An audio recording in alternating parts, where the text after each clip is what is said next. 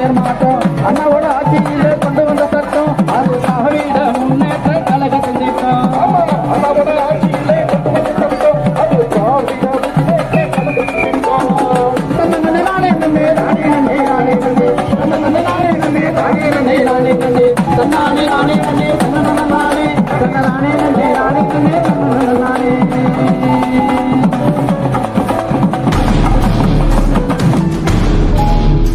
தமிழ்நாட்டின் ஒவ்வொரு கோணத்திலும் ஒலிக்கிறது திராவிடத்தின் சத்தம். இது சாதாரண வரலாறு அல்ல. இந்த வரலாற்றின் அடுத்த அத்தியாயம் ஆரம்பிக்கிறது. பெரியாரின் கனவுகளை சுமந்து அண்ணா கலைஞரின் பாதையில் தளபதி ஸ்டாலின் வழிநடப்பவர். தமிழர் மனங்களில் ஆழமாக பதிந்த ஒரு பெயர் தமிழ்நாட்டின் புதிய பக்கத்தை எழுத துவங்குகிறது.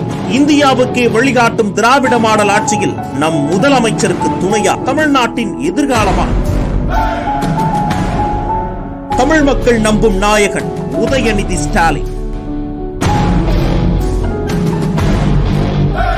உலகுக்கு தமிழர் பெருமையை சொல்ல துடிக்கும் ஆளுமை உதயமாகிறது.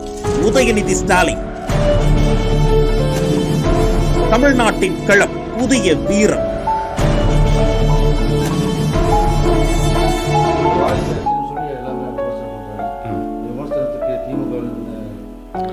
முதல்ல தமிழரோட துணை முதல்வராக பதவியேற்றுக்கிற மாண்புமிகு தமிழ்நாடு விளையாட்டு மேம்பாட்டுத்துறை அமைச்சர், இளைஞரின் எழுச்சி நாயகன், கழகத்தின் இளைஞரணி செயலாளர் மதிப்பிற்குரிய திரு உதயநிதி ஸ்டாலின் அவர்களுக்கு கோவை மாநகர் மாவட்ட திமுக பொறியாளர் அணி சார்பாக மிக்க மகிழ்ச்சியுடன் நெஞ்சார்ந்த வாழ்த்துக்களை தெரிவித்துக் கொள்கிறோம். இப்போ பார்த்தீங்கன்னா விமர்சனங்கள் யாருக்கு தான் இல்லையா, வாரிசு எல்லாருமே சொல்லிட்டு தான் இருக்கிறாங்க. நம்மளோட துணை முதல்வர் மரியாதைக்குரிய மாண்புமிகு சின்னவர் அவர்கள் அதுக்கு பதில் சொல்லியிருக்காரு. என்னன்னு கேட்டிங்கன்னா, விமர்சனங்களுக்கு எதிர்க்கட்சியில் வைக்கக்கூடிய விமர்சனங்களுக்கு தன்னோட செயல்பாடுகள் மூலமாக பதிலளிக்கிறேன்னு சொல்லியிருக்காரு. ஸோ அந்த அளவுக்கு அதோட ஃபுட்டருக்கு இருக்கும். வளர்ச்சி பாதையில் தமிழ்நாட்டை கொண்டு செல்வாருங்கிற எந்த வித ஐயமும் இல்லை. வருங்கால தமிழகம் சொல்லிட்டு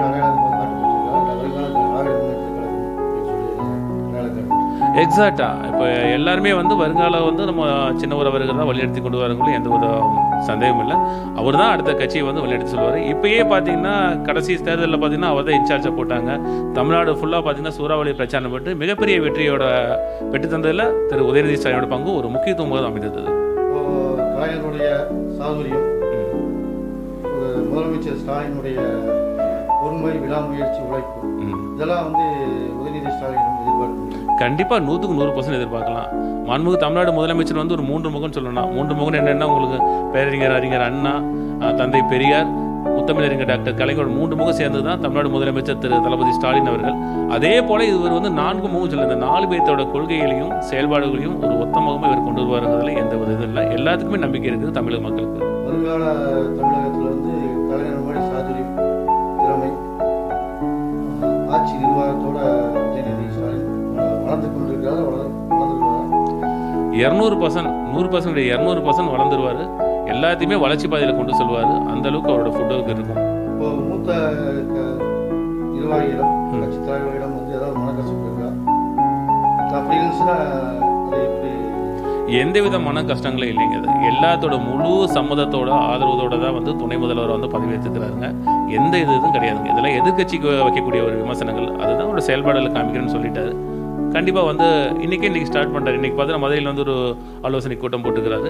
தமிழ்நாடு ஃபுல்லாக சூறாவளி சுற்றுப்பயணம், அரசு சார்ந்த சூறாவளி சுற்றுப்பயணம் போட்டு மக்களோட நலத்திட்டங்களை செயல்படுத்தவும் சின்னவர் முழுமூச்சாக பயன்படுறாரு. அதேமாதிரி கட்சியை வளர்க்குறக்கும் மாண்புமிகு தமிழ்நாடு துணை முதல்வர் இளைஞரணி செயலாளர் திரு உதயநிதி ஸ்டாலின் 100% பாடுபடுவார். இப்போ 471 நாட்கள் செந்தில் பாலாஜியை எதிர்பார்க்கும் வெளியே வந்துடுவாங்க. 421 நாட்கள் அழுத்தம் கொடுக்கப்பட்டதாக சொன்னாங்க. அவர் படிந்து போன மாதிரி தெரியல. அது அவருடைய நெஞ்சுரத்தை காட்டுது. இனியும் இந்த நெஞ்சுரம் இருக்குமா? நீ கோயம்புத்தூர் கொங்கு மண்டலத்தில் அவருடைய செயல்பாடு.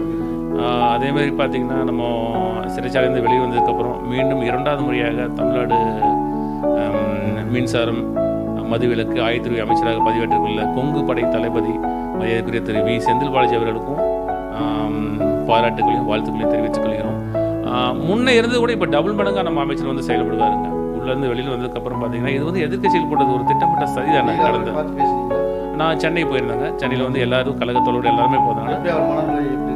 மிகுந்த ஆரோக்கியத்தோடவும் மிகுந்த மன உறுதியோடு இருக்கிறாருங்க. டபுள் தி பெஸ்ட்னு வந்து இப்போ ஜாஸ்தியாக இருக்கிறாரு. முன்ன இருந்தது கூட இன்னும் அதிகப்படியான அவரோட நடவடிக்கைகள் இருக்கும். கோயம்புத்தூர் உள்ளாட்சி தேர்தலில் நகராட்சி மாநகராட்சி பேரூராட்சி தேர்தலில் 100% வெற்றி ஈட்டி கொடுத்தாரு. கண்டிப்பாக தொடருமா 2026 இதை விட ஜாஸ்தியாக இருக்கும். அவர் தொடர்வார். கோவை மாவட்டத்தில் வந்து வளர்ச்சி பாதையில் சொன்னார். லாஸ்ட் டைம் நம்ம 2021 தேர்தலில் வந்து இங்கே யாரும் எம்எல்ஏ கிடையாது கோவை மாவட்டத்தில். அது எல்லாருமே ஃபுல்ஃபில் பண்ணிடுவார். இப்போ கோவை மாவட்டத்தில் வந்து இப்போ கட்சி வளர்ந்துருக்குது.